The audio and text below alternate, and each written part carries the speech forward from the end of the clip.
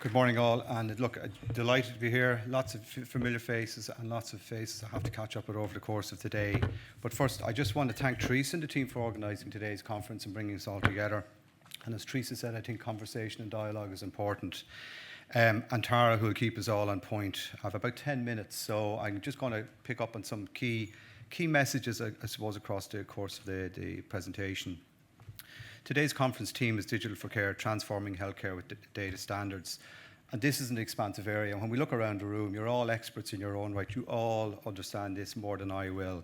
But I just wanted to take a little bit of a time to stand back and just kind of set out the journey we took last year in providing an overview of Digital for Care, which is our digital health framework for Ireland for 24 to 2030. And it is deliberately aligned with the incoming government's programme term, and it has to persist government as well, because this is a long journey we're on. I do want to set out why we need to do it, how we went about doing it, and ultimately what emerged. And my role and the role of the department is really to enable everybody in this room, everybody across the health service, to deliver on our Digital for Care ambition and to give you autonomy as experts in your own right to deliver on that ambition. We're all focused on achieving the highest possible of standards of safety, quality, accessible and affordable health and social care for people of Ireland, no matter where we work in the health service, when they need it and where they need it. And nobody can argue with the fact that digital health presents valuable opportunities to improve efficacy, efficiency, quality, safety, and importantly, accessibility and affordability, and ultimately empowering individuals to start to take their responsibility for their own health and well-being. And because of also the need to take a future focus, because we have to look ahead. We never drive the car looking behind a rear view mirror. We always look out front to see what's coming and how do we anticipate and overcome the many challenges ahead of us. But we took an opportunity to refresh the existing e-health strategy that was developed in 2013, that was updated in 2015, and set out a longer term ambition and a vision to get us to 2040. And I've just set out on the slide some of the, I suppose, the context for that, and importantly, some of the health trends really that were starting to come to fruition. Our patients' expectations have increased. We all interact digitally with other services, and the health service should be no different, and we should try and leverage that opportunity to do it. Marisha later on will give us an update on what we're doing as a department to get ready for emerging regulation coming down the tracks from Europe. And we also have European targets to meet in the context of providing citizens with access to their own medical records. So we do have to create the conditions to enable all that. We've also established our regional health areas on the premise of integrated healthcare, and like integration is key in that. And if we're still fragmented and siloed in our thinking and our approach, we do need to cut through that. And data is one way we can do that in terms of standardisation coupled with interoperability. We haven't, constricted our thinking in a vacuum. We've engaged with a lot of jurisdictions, and I've given you some examples, and including Canada and other emerging jurisdictions. But ultimately, the real emphasis here was to provide a clear vision and an underlying plan. So when I'm engaging with our political stakeholders and our funding stakeholders, we have the thinking done, we have the plan developed, we have a roadmap, and clearly we can see that expressed in manifestos and in the new government formation that's underway. When we look at the journey we took, and we carried out extensive consultation with a myriad of stakeholders to get to this point. Ultimately, we published Digital for Care in 2014, in May 2014. And as I said, it was developed in conjunction with stakeholders right across the system, including patients, clinicians, those working in delivering services on the front line. And the key goal of the framework is to put a greater focus on empowering patients by providing them with access to their own health information. And to do that, we need to leverage what the data holds across the health service. It also recognises that clinicians and carers want to be able to share information safely so that they can provide that high quality, safe, connected care and service that I talked about earlier. And Digital for Care looks to leverage the many opportunities that technology can offer, whether that's through including joined up health information made available. And we started that journey through the development of a patient app that we are now hopefully going to launch sometime in the next weeks. We're also, and we're joined by Catherine today, we're starting to make progress on a shared care record, and ultimately we will be bringing a case for electronic health records to government in the coming months. Ultimately, our ambition is to allow staff to securely access the right information where and when they need it, carry out their roles effectively, and provide that best possible of care to patients. And we're also progressing some other key deliverables as set out. But in line with this conference, when you look at the 6 principles, data standardisation and data standards are a key foundational enabler to make all of this happen. And in fact, data standardisation is one of a few golden threads that runs through all our objectives if we are to realise our ambitions.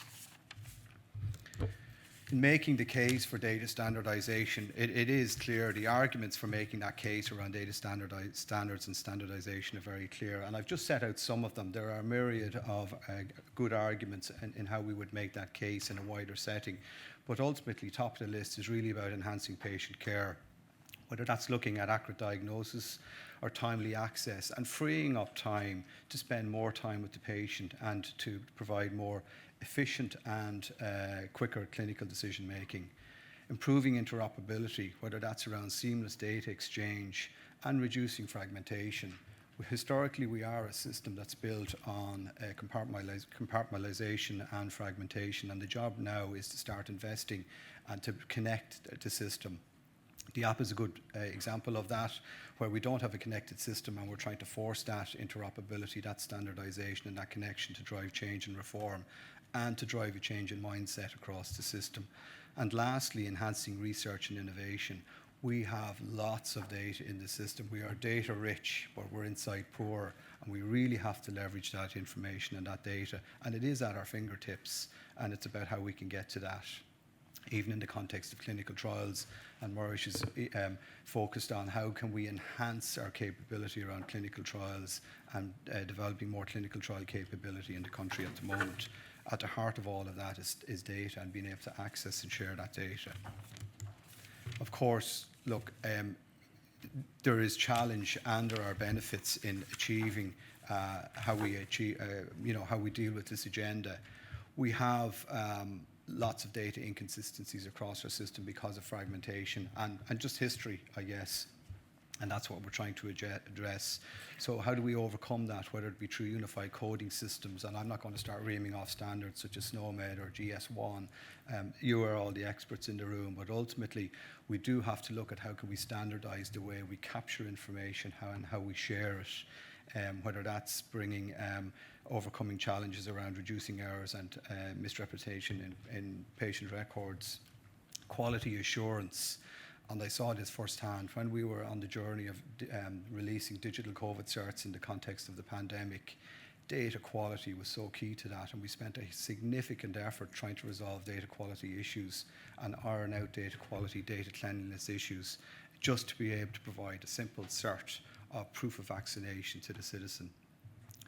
Clearly, the benefits are really around streamlining operations as well, and the efficiency gains we can introduce and take from the system in the context of reducing administration burden.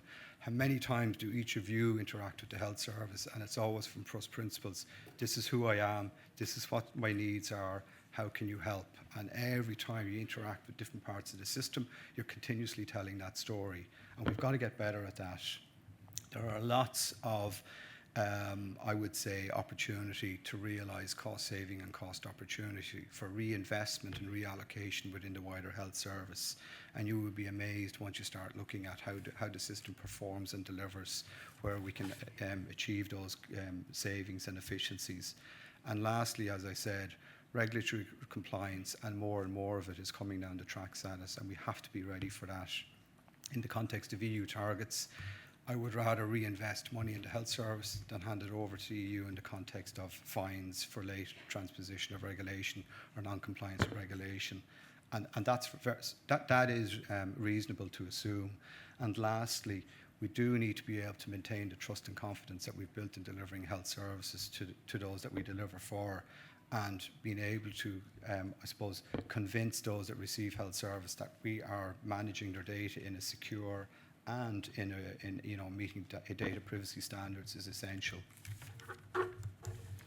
So I just want to conclude today, and really just, I suppose, to keep within the time limit set, I have a few key messages, I suppose, in this area, and a lot of this will be picked up later on over the course of today's agenda.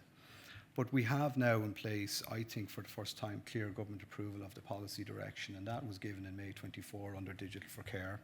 And that provides both the strategic intent and an underlying roadmap that sets out a vision, 6 principles, 48 initiatives. We fully costed, we know what's ahead of us and we know the challenge around that, but we also know what's to gain, and we also know the dividends that will reap. We have a clear plan for 25 and 26 to convince those that I report to, we're serious and we mean this and we're getting on with it. We have worked with government to secure increased investment and enhanced provision of digital health. It's clearly coded. There's a recognition around our ambition. There's a clear recognition of the cost of that, and the funding envelope has been signalled in manifestos and in talks with government in the context of government formation. We now have 6 principles to guide how we invest and how we target that investment, and I would say on a portfolio basis, and we can adjust as we go along and calibrate. And we have funding locked in the context of a multi-annual funding package around the NDP, and we'll be looking to gather more than that. As a department, we're enacting the Health Information Bill, and you'll hear more from this from Merge, but ultimately that's about creating a clear legal basis for the use and linkage of health data. And it will establish a duty to share where there's a duty to care.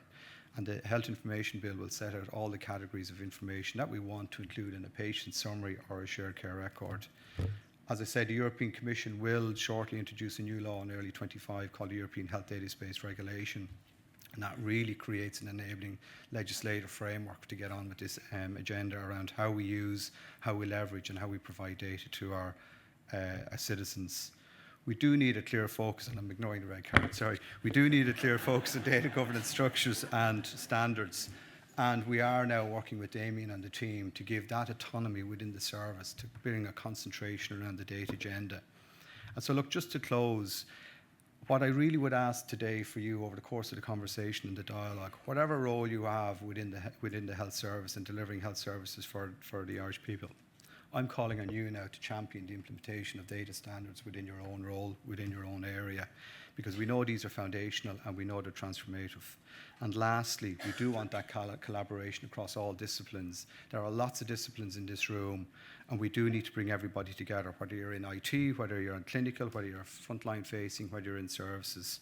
And we all need to take this multidisciplinary approach to overcome both the many challenges that I've outlined, but also the benefits that we can reap. Thank you very much.